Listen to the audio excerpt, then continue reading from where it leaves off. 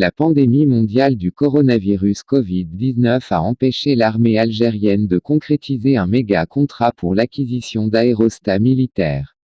Il s'agit d'un marché de près d'1 milliard de dollars que le Haut Commandement militaire de l'Armée nationale et populaire, ANP, était en train de négocier avec une grande firme américaine avant de se tourner, dans des conditions troublantes qui ont soulevé de nombreuses interrogations, en faveur d'une entreprise chinoise. Avant d'entrer dans le vif du sujet, il paraît important de comprendre qu'un aérostat militaire appartient à la famille des aéronefs. Les aérostats désignent les plus légers que l'air, par opposition aux aérodynes, les plus lourds que l'air. Parmi les aérostats, le dirigeable se distingue du ballon par sa motorisation et sa capacité à être manœuvré. Les ballons peuvent être captifs ou libres. Vecteurs aériens économiques et endurants, les aérostats bénéficient d'un regain d'intérêt pour plusieurs armées et pays dans le monde en raison de leur utilité pour ce qu'on appelle dans le jargon militaire l'ISR, intelligence, surveillance, renseignement, mais aussi pour leur potentiel en matière logistique. Un aérostat peut emporter différents systèmes et senseurs. Il peut être équipé d'un récepteur AIS pour identifier n'importe quel objet ciblé ainsi que d'un radar et d'un système électro-optique pour détecter, pister et identifier des cibles suspectes à grande distance et ce jusqu'à 125 km pour le radar.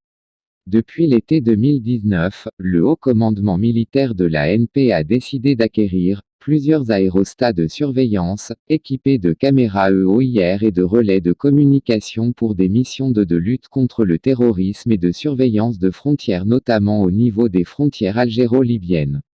Le défunt chef d'état-major de la ANP, Ahmed Gued Salah, avait chargé dès l'été 2019 le colonel Slimane Malem, l'attaché militaire à l'ambassade d'Algérie à Washington, de prendre contact avec le premier fabricant américain des aérostats, le célèbre Lockheed Martin, la première entreprise américaine et mondiale de défense et de sécurité qui pèse 45,8 milliards de dollars de chiffre d'affaires et conçoit des avions, bateaux, véhicules blindés et autres bijoux de la technologie militaire.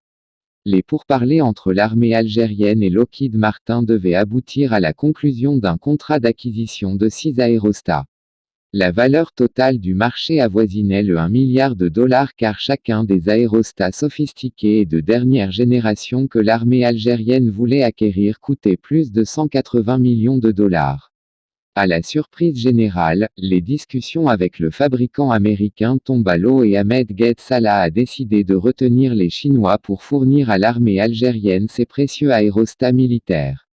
Sans fournir la moindre explication à leurs interlocuteurs américains, les autorités militaires algériennes ne donneront aucune suite à l'offre américaine et prennent contact avec le fabricant chinois VTAS Aérostats. Les Chinois font une offre inférieure à 50 millions de dollars à l'armée algérienne pour chaque aérostat. Cette offre a suscité de nombreuses interrogations sur les véritables dessous de ce marché car les autorités chinoises ont fait une offensive impressionnante pour convaincre l'Algérie de miser sur ses équipements militaires.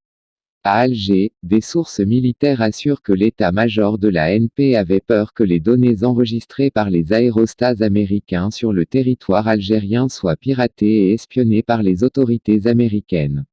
D'autres sources avancent des considérations financières et d'autres facilités offertes par les partenaires chinois.